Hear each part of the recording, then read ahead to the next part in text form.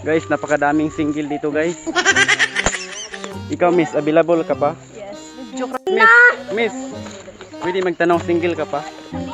Wala siya single guys. Uy!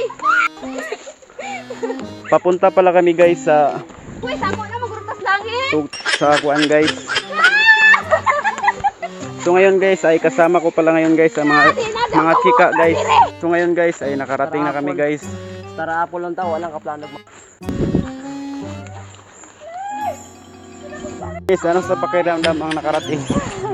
Pakiramdam ay ako ay sako na sa langit. Bye!